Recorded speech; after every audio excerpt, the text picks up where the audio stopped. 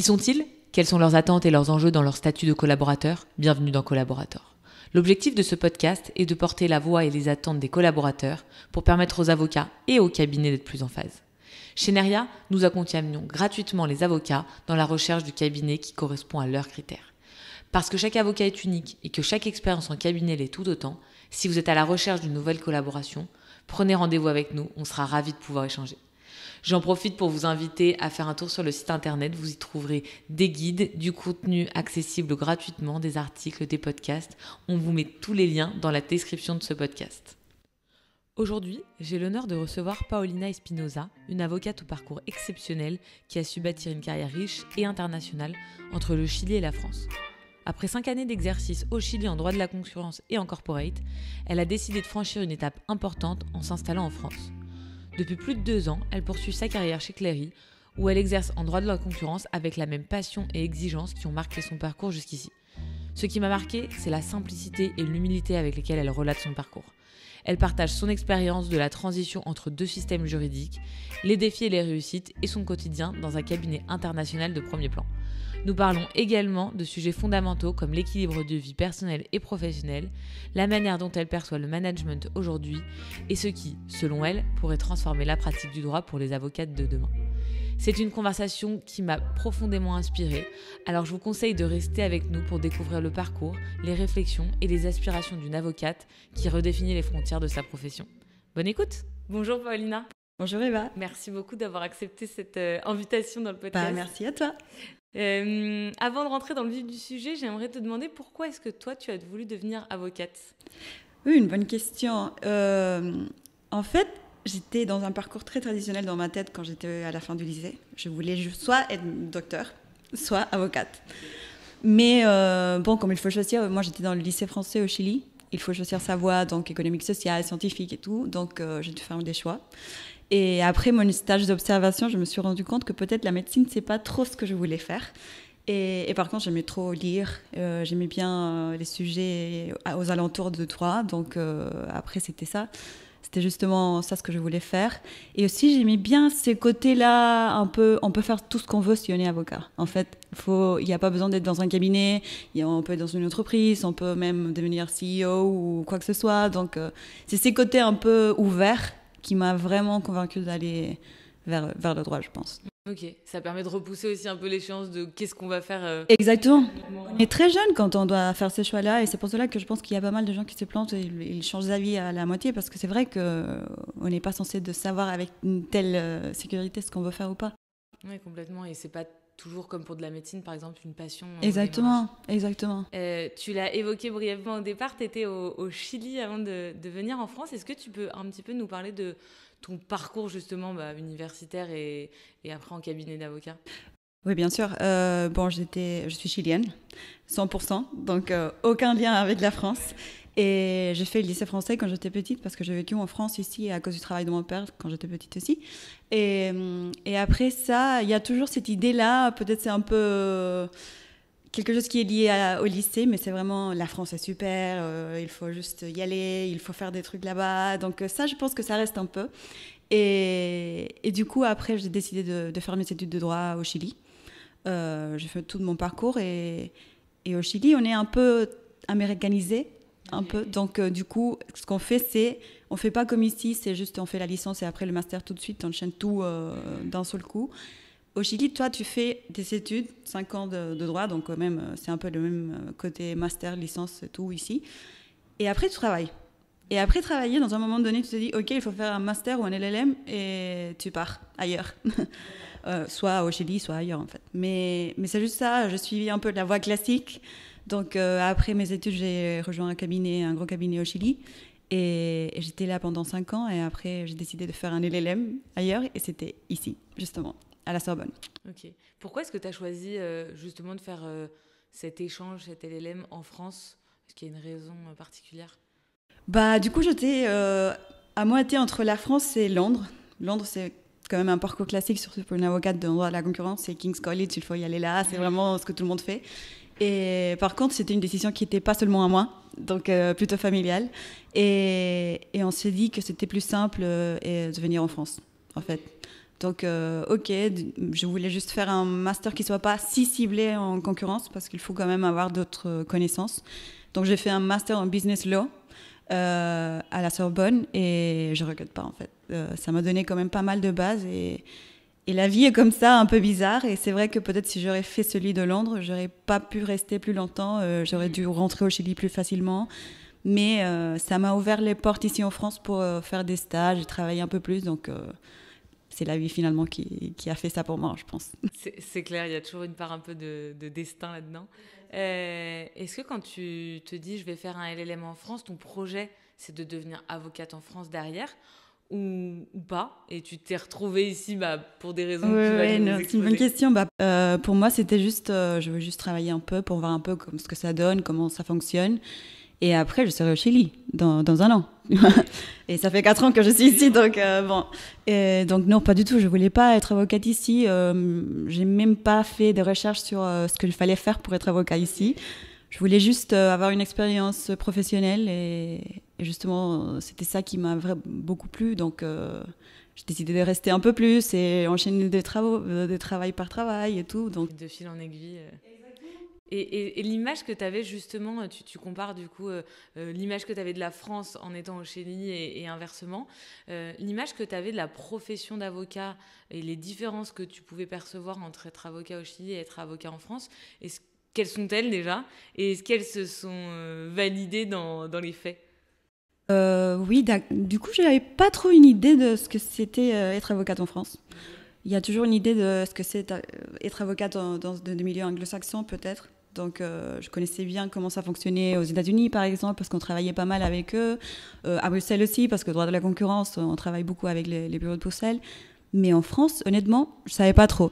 Donc, du coup, ce que j'ai fait, c'est juste commencer à travailler et voir un peu ce que ça donne. Et c'est vrai qu'il y a une grosse différence entre ce qu'on fait au Chili ou ailleurs et ici en France. Par exemple, je dirais qu'au Chili, on est très américanisé, comme je t'avais dit avant. Donc, du coup, nos mails sont très courts, très, straightforward et tout.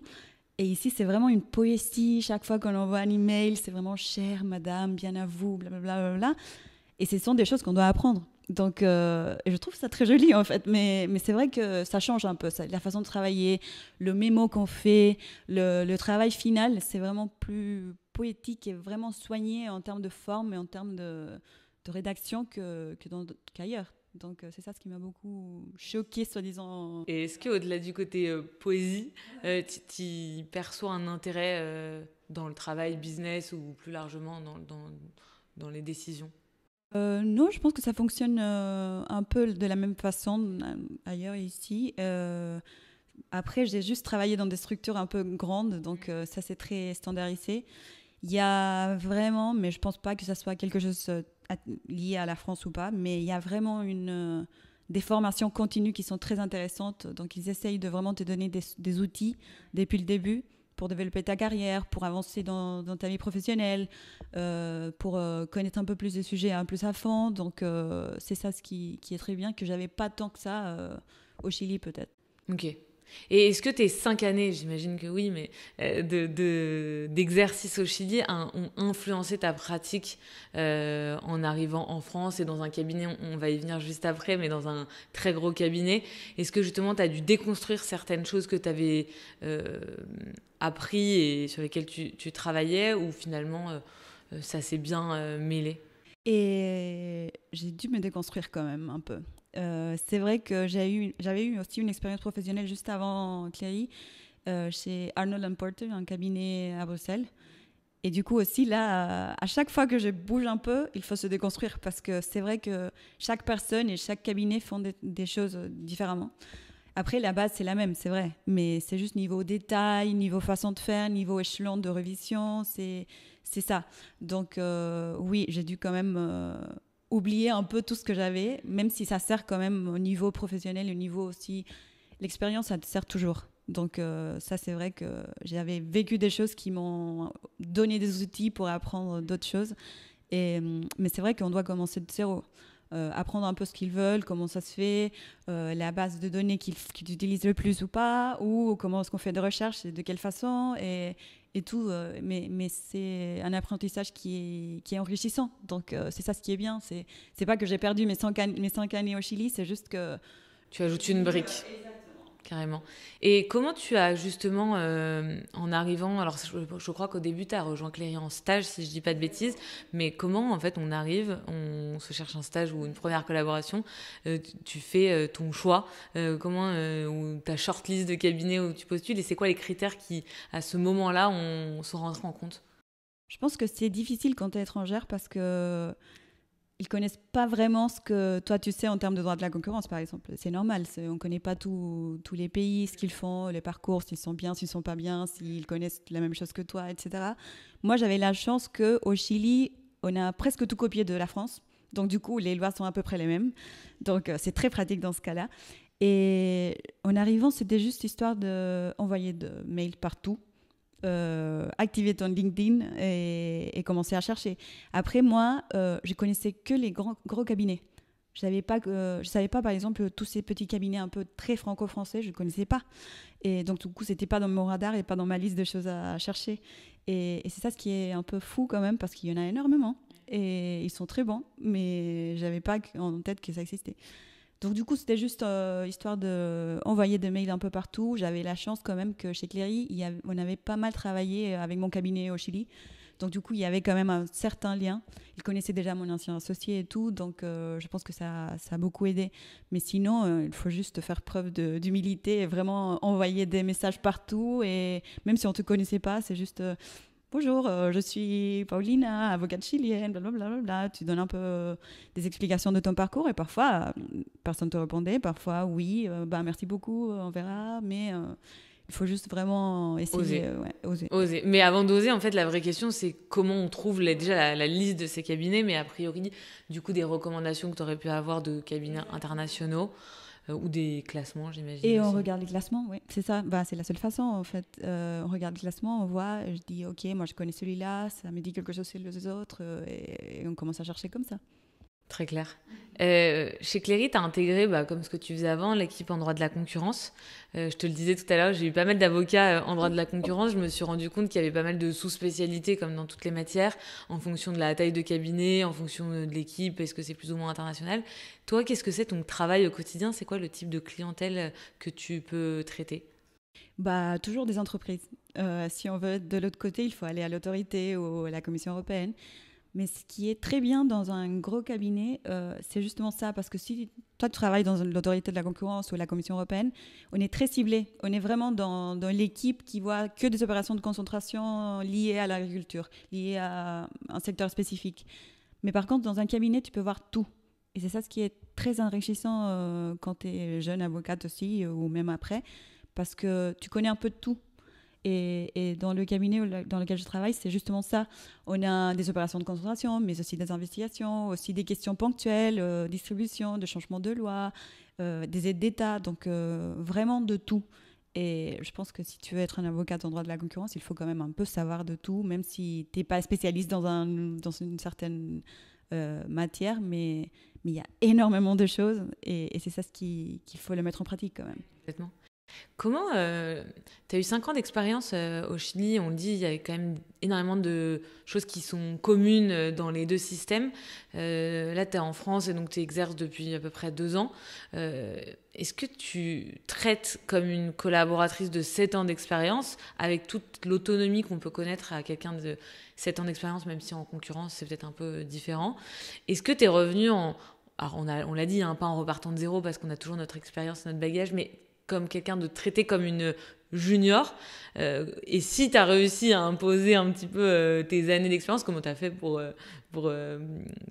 imposer C'est dur en fait, parce que c'est vrai que 5 ans d'expérience, c'est beaucoup. J'étais vraiment dans mon parcours classique, cible, j'allais avancer, à ce moment-là je serais avocate senior peut-être au Chili. Mais quand j'ai décidé de rester, c'était justement parce que j'aimais le défi, j'aimais l'apprentissage. Je me suis rendu compte qu'au Chili, on voit une toute petite partie du droit de la concurrence, en fait, parce qu'en général, quand on a des dossiers qui arrivent, en général international, ce qui m'arrivait assez souvent, ce sont des dossiers qui ont déjà les stratégies faites. Donc, nous, on devait juste la mettre en place et changer peut-être de petites choses, des choses comme ça. Mais c'est vrai que c'est pas ce qu'il y a de plus génial en termes de droit de la concurrence. Mais ici, on est de l'autre côté, en fait. On dessine tout, les stratégies, ce qu'il faut faire, s'il faut notifier ou pas, et pas seulement au Chili, mais partout dans le monde. Donc, c'est vraiment à notre niveau de droit de la concurrence. Donc, c'est ça ce qui m'a poussé quand même à dire, OK, c'est pas grave, les 5 années, je peux le laisser dans ces placards-là pour un petit instant et commencer à zéro. Bah, il faut quand même prouver qu'on a les outils nécessaires pour avancer. Et c'est vrai que jusqu'à présent, je ne me sens pas vraiment comme une collab première année, deuxième année, troisième. Enfin, je ne rentre pas dans la liste. Et c'est vrai que ça, c'est quelque chose qui m'a choqué beaucoup. Parce que si c'est vraiment première année, deuxième année, t'es dans quelle année? C'est la première question. Et moi, je dis, bah, je ne sais pas. Je suis là, je suis contente. Et je travaille, mais je ne me rends pas compte si... ce que je fais comme travail, c'est vraiment, ça va dans la troisième année, ça va dans la case troisième année ou deuxième année, ou je sais pas. Je fais juste le travail, j'essaie d'avancer comme équipe. Moi, j'adore travailler en équipe. Et c'est ça ce qui me fait du bien. Et parfois, je vais faire des choses très juniors, parfois, je vais faire des choses pas tant juniors que ça. Et ça dépend vraiment de qui tu travailles, de l'autonomie. On connaît quand même un peu plus les gens, donc du coup, tu connais avec les personnes qui travaillent un peu mieux que d'autres. Enfin, pas avec des personnes qui travaillent mal, mais qui c'est plus facile. On se divise les choses assez facilement. Et c'est ça ce qui est bien aussi de rencontrer différentes personnes dans l'équipe. Complètement. Et est-ce que, alors du coup, en ayant l'expérience et en pouvant comparer et implémenter les choses qui te plaisent et qui sont utiles et efficaces sur toi, qu'est-ce que ça va être de ton côté du bon management à ton niveau de seniorité, enfin en tout cas avec tes années d'expérience, qu'est-ce que t'attends d'un manager, enfin en tout cas que ce soit un associé ou peu importe encore une fois le statut de la personne? Plusieurs choses. La première chose, je dirais qu'il y a quand même des instances d'écoute tout le temps. Enfin, les points RH sont assez valieux et précieux, mais aussi les activités de team building, les discussions qui sont un peu hors cabinet, hors cadré, ce sont des choses qui servent beaucoup parce que on connaît les gens, même si c'est pas forcément un problème ou quelque chose comme ça, mais on peut savoir, ok, Eva, dis-moi, qu'est-ce que tu fais, qu'est-ce que tu as fait le week-end, des choses très banales, mais qui disent beaucoup, c'est très précieux, je pense. Et après, avoir une bonne équipe, c'est très intéressant et pouvoir se parler des choses, donc donner du feedback, s'intéresser aux autres, je pense que ça, ce sont des basiques de management qui tout le monde devrait avoir. Mais même au niveau, mais oui, même important de rappeler, mais aussi niveau stagiaire, on connaît. Bah, c'est un peu dommage parfois parce qu'on voit des stagiaires qui viennent tous les 3 mois et ça change et ça change et ça change. Mais on oublie qu'on a des choses à apprendre de chacun. Donc, du coup, un peu s'intéresser à eux, essayer de leur aider. Donc, moi, avec mes 5 ans d'expérience, j'essaye quand même de partager des conseils un peu partout. Même si ça ne les intéresse pas, peut-être c'est pas grave, mais c'est juste que je pense qu'il y a toujours des petites instances d'apprentissage pour tout le monde. Et puis ça résonne pas forcément tout de suite chez quelqu'un, ça peut résonner plus tard. Et puis c'est avoir été bienveillant avec quelqu'un, c'est peut-être qu'il va revenir travailler dans l'équipe dans 5, 6, 7 ans, on sait pas. Et on peut se croiser même ailleurs, donc c'est ça ce qui est bien, mais il ne faut pas juste le voir dans le sens d'utilité, mais c'est juste aussi... Enfin, c'est sympa de laisser une trace chez quelqu'un, je pense. Donc, c'est ça ce qu'on doit avoir en tête à tout moment, je pense. Complètement. Mais ça, c'est les sujets, effectivement, qui paraissent évidents, mais qui sont importants de rappeler parce que c'est loin d'être toujours... Exactement. Parce qu'on n'a pas trop le temps. C'est ça aussi. On est toujours sous le feu. Mais il faut se donner quand même 2 petites minutes pour prendre un déjeuner ensemble ou pour en parler, pour en discuter, pour être bienveillant, pour, je sais pas, partager des blagues, même ça. Donc, c'est ce qui est bien. Tu me fais une belle transition. Comment tu équilibres ta vie professionnelle et ta vie personnelle en sachant le type de cabinet dans lequel tu es, en sachant le type de droit que tu fais et qui exige une disponibilité presque continue? Oui, c'est pas très évident parfois. Après, moi, je suis quand même habituée au cabinet. Donc, c'est ça ce que j'ai connu toute ma vie. Et je me pose pas trop de questions dans ce sens-là, parce que sinon, ça risque de déprimer un peu peut-être, parce que ouais, je vois mes amis qui sortent à 18h et qui peuvent aller à la salle de sport ou faire n'importe quoi, et c'est génial. Mais pour moi, c'est pas très comme ça. Après, ce que j'essaye de faire, c'est vraiment... moi, j'ai un bébé de 1 an et demi, donc du coup, ça rentre aussi dans tout ce qu'il faut équilibrer. Mais c'est très important d'avoir quand même un bon partenaire à côté de toi, dans mon cas, c'est le père de mon bébé, qui et diviser un peu les choses. Donc, du coup, moi, je m'en occupe de lui le matin, lui plutôt le soir. Et si jamais j'arrive, j'essaye quand même d'arriver dans un moment à la maison pour le voir, pour le faire un câlin. Et après, on continue à travailler parfois. Mais c'est juste être un peu consciente de cette histoire-là et vraiment faire une pause peut-être, ça va te faire du bien, ça va le faire du bien au travail parce que sinon peut-être que tu vas pas travailler de la même façon et c'est bien de faire une pause et après continuer. C'est tout à fait possible. Peut-être que c'est pas ce qui arrange tout le monde, mais dans mon cas, c'est ce qui me fonctionne en fait. Je retiens et je vois ressortir 2 choses. La première, c'est si on n'est pas conscient dès le départ, quand on fait cette profession, de cette pas pleine disponibilité, mais importante disponibilité, on ne sera pas heureux et épanoui. Et la deuxième chose, c'est de réussir aussi avec son cabinet d'une certaine façon à avoir un peu de flexibilité, à savoir pouvoir partir un petit peu plus tôt de son travail et quitte à se reconnecter derrière pour pouvoir justement intégrer en fait la partie perso dans des moments pro quoi, et inversement. Exactement. Très clair. Tu as évoqué ta maternité, c'est un sujet qui revient énormément évidemment, et la paternité d'autant plus maintenant depuis quelques temps. Comment tout ça bouleverse justement son quotidien? Est-ce que c'est possible, et tu en es la preuve, mais de garder un rythme intense dans un cabinet exigeant, sur des postes exigeants, en ne passant pas à côté non plus de sa maternité, enfin, le moment de la maternité et puis de la suite quand on a accouché? Bah, pour moi, c'est tout à fait possible. Après, c'est vrai que ça me choque en général, pas d'une mauvaise façon, mais c'est vrai que je pense que la majorité des gens te mettent des limites avant de les mettre toi-même. Enfin, par exemple, ils disent « Ah, mais t'as un bébé, ok, donc du coup, tu peux pas rester jusqu'à si tard. Donc du coup, il faut juste faire gaffe à ça. Ah, ok, bah je sais pas. » Tu vois, ils mettent un peu des excuses pour toi, mais c'est pas des excuses, mais c'est juste des bienveillances. Mais il y a personne que toi qui peut vraiment gérer un peu tes temps et tes dynamiques. Et c'est ça ce qui est très bien. Et il faut être très conscient de ce qu'on peut faire et ce qu'on ne peut pas faire. Et en même temps, la maternité, pour moi, ça m'a donné quand même une perspective. Enfin, quand on commence ce métier-là, c'est vrai qu'on est très à fond avec les choses. Donc, quand on est dans un cabinet, ok, il faut que je monte, il faut que je fasse ça, il faut que je me montre plus, il faut que... Enfin, plein de trucs. Qui après, quand on est un bébé, c'est juste... tu t'éloignes un peu, tu mets tout ça en perspective et tu dis, ok, qu'est-ce que c'est vraiment important? Qu'est-ce qu'il faut que je fasse vraiment? Comment je peux faire ça? Est-ce que la maternité, c'est mon top one ou pas? Est-ce qu'il y a d'autres choses? Enfin, je sais pas, il y a vraiment un bouleversement un peu de ta vie et de tes priorités qui est très intéressant et que ça te donne quand même un peu les poids des choses au bon endroit. Ouais, qui te permet de prioriser dans ton travail les tâches urgentes. Exactement. Ce que les autres te disent urgent, mais qui ne l'est pas nécessairement. Tu poses des questions, tu t'organises en fonction, mais c'est juste... Enfin, c'est pas comme avant que tu faisais tout et peut-être tu posais pas de questions. Maintenant, c'est vraiment, ok, est-ce que ça c'est pour ce soir? Ok, je m'organise dans ma tête et c'est tout. Et c'est pas si difficile à faire, mais c'est vrai que ça change beaucoup. Et la gestion justement de cette partie congé maternité avec le cabinet, est-ce que ça a été un sujet ou est-ce que finalement, parce qu'on le sait, c'est pas encore une fois, c'est pas un métier où c'est aussi évident que dans d'autres secteurs de prendre ce congé, un peu pas du jour au lendemain, mais en tout cas, voilà, il peut y avoir des sujets, les équipes sont plus restreintes, etc. Ou est-ce que ça a été géré d'une façon assez fluide? Oui, c'était assez fluide. En fait, c'était un peu rigolo même parce qu'on était 5 femmes de l'équipe enceinte au même temps. Donc c'était beaucoup, je crois que c'était 5, peut-être moins. Mais c'est vrai que c'était un peu une blague à la fin, tu vois. On rejoint l'équipe et on reste enceinte. Enfin, c'est pratique, c'est une stratégie de marketing, tu vois. Mais non, donc dans ce cas-là, c'était très fluide et facile. Je pense qu'il n'y a pas eu de soucis dans ce sens-là. J'ai pu vraiment profiter de mon congé maternité.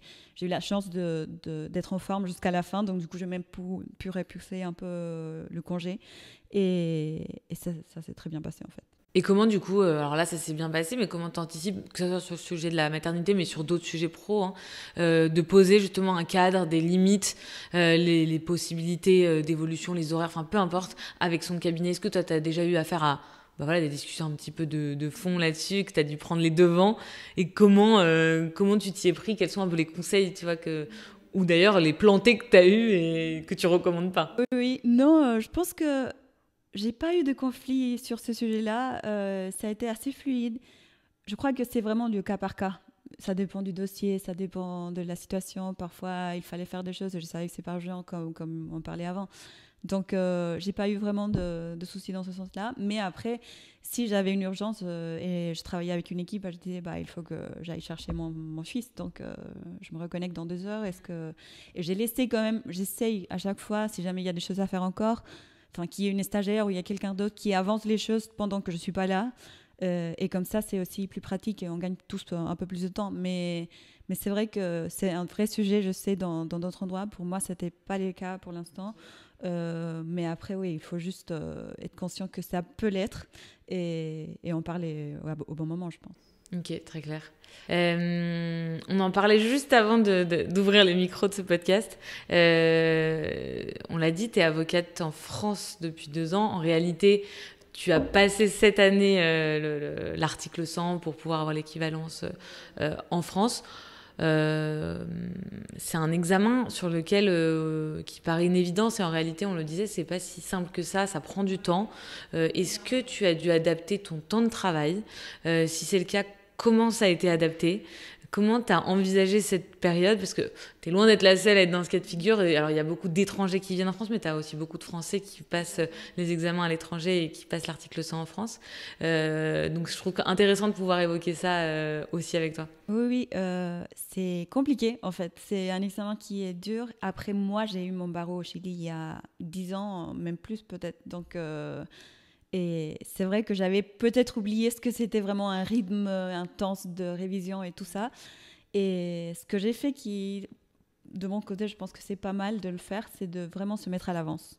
Moi, j'ai commencé à réviser en juin, même si c'était un tout petit peu. C'est juste histoire de voir un peu, réviser un peu tous les jours. Comme ça, j'avais pas des masses de choses à réviser à la fin. Et...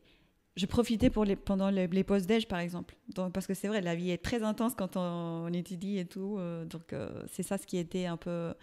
Ça m'a épuisé énormément, mais bon, c'était la seule façon de le faire. Après, j'ai vécu ici 4 ans. J'aurais dû me mettre avant. C'est ça ce que je me suis dit autant. Mais bon, c'est facile à dire maintenant. Mais après, en termes de cabinet, ils ont été très sympas avec moi. Enfin, ils savaient que j'étais en train de préparer ça. Ils m'ont donné quand même des jours de congé, 2 semaines ou quelque chose. Je pense qu'il peut y en avoir plus même, mais c'est ce qui m'arrangeait dans ce moment-là. Et ça m'a permis quand même de vraiment m'y mettre en intense 2 semaines avant l'épreuve. Mais oui, mon conseil, c'est vraiment se mettre à l'avance. C'est une épreuve intéressante, mais très, très ouverte et on doit vraiment tout savoir un peu et on ne va jamais le faire. Donc, il faut faire des choix dans un moment donné et c'est ça ce qui est un peu bizarre, mais en même temps, il faut le maîtriser. Enfin, on est des avocats, on est censé de tout savoir, mais en fait, non, on ne le sait pas.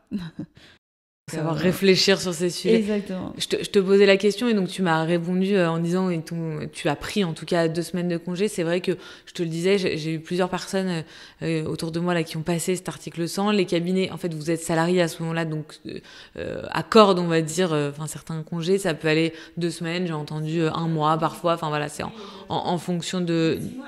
Même 6 mois, ils sont forts ceux qui ont négocié ça là-dessus. Est-ce que dans ta pratique quotidienne avec le droit de la concurrence, ça va changer quelque chose une fois que tu seras officiellement avocat ou pas? Justement, c'est ça ce qui est un peu bizarre, que je pense que non, en fait. Mais parce que l'épreuve de l'article 100, il n'y a pas une spécialité droit de la concurrence où on mesure vraiment tes connaissances sur ces sujets-là. Après, je pense que ça m'a beaucoup aidé à comprendre un peu plus les choses. Surtout tout ce qui est contentieux et cette partie-là du droit que je n'étais pas très consciente avant. Mais en fait, dans le droit de la concurrence, nous, on ne plaide pas en général, dans mon cabinet au moins, parce que je sais qu'il y a d'autres où la pratique concurrence, elle plaide aussi. Nous, pas tant que ça, on a des réunions, on est vraiment un peu à l'arrière des choses. Donc c'est ça ce qui ne va pas trop changer. La vie continue dans ce sens-là, mais c'est vrai que ça te donne quand même un seal of approval dans un moment donné, et c'est ça ce qui est bien. Et quand même, tu es quand même dans la même base que tout le monde, et c'est ça aussi. Et puis j'imagine que ça permet aussi de se projeter. Je sais pas comment toi tu vois l'avenir, comment tu te projettes, alors que ce soit dans ce cabinet, dans un autre, mais en tout cas dans ta vie professionnelle. Il y a eu le mouvement en France, dans un cabinet international. Là, ça fait 2 ans, tu vas passer donc avocate, je l'espère très prochainement, officiellement. Comment toi tu te projettes? C'est quoi les projets, voilà, en termes de posture, que ce soit dans ce cabinet ou ailleurs? Et justement, l'article 100, c'était vraiment... l'idée, c'était de le faire justement pour me mettre dans la même course que tout le monde en termes d'avocat. Enfin, pas vraiment une course, mais c'est juste mettre au niveau, équilibrer un peu les choses. Parce que jusqu'à présent, j'étais un peu à l'écart, tu vois, cette histoire-là de salarié, que j'étais pas vraiment une collab de première, deuxième, troisième année, ni rien. Justement, ça va me permettre de faire ça. Ça va me permettre de, si je veux changer de travail dans un moment donné, de changer de travail plus facilement. Parce que c'est la première question qu'on te pose quand on arrive ici. Est-ce que tu sais parler français? Est-ce que tu as l'article 100? Est-ce que, tu vois? Donc ça, c'est vraiment bien de l'avoir, je pense. Même si on veut pas bouger. Et même si je retourne au Chili, je pense que c'est pas mal quand même d'avoir cette idée ou cette carte un peu de revenir quand on veut, ou juste histoire de justifier un peu ce qu'on a fait toutes ces années-là en France. Ouais, j'étais pendant 4 ans en vivant en France, 2 ans dans un cabinet. J'ai passé l'article 100. Enfin, je sais pas, ça te donne quand même quelque chose. Et donc du coup, entre les lignes, je comprends une possibilité un jour de changer de pays ou de rester dans ce cabinet, ou alors j'ai l'impression quand même qu'avec ta spécialité et le type de dossier que tu traites, en fait, on va devoir nécessairement, même si un jour tu veux être counsel ou associé, ça restera dans des cabinets de cette taille-là nécessairement. Pas forcément, parce qu'on peut toujours changer un peu. Il y a les autorités, c'est toujours une option pour les gens qui font du droit de la concurrence. Après, on a toujours une idée qui est d'aller en entreprise, mais dans des grandes entreprises, parce qu'il n'y a pas de droit de la concurrence partout. Donc, je pense qu'il y a des choix si jamais on veut changer. C'est juste...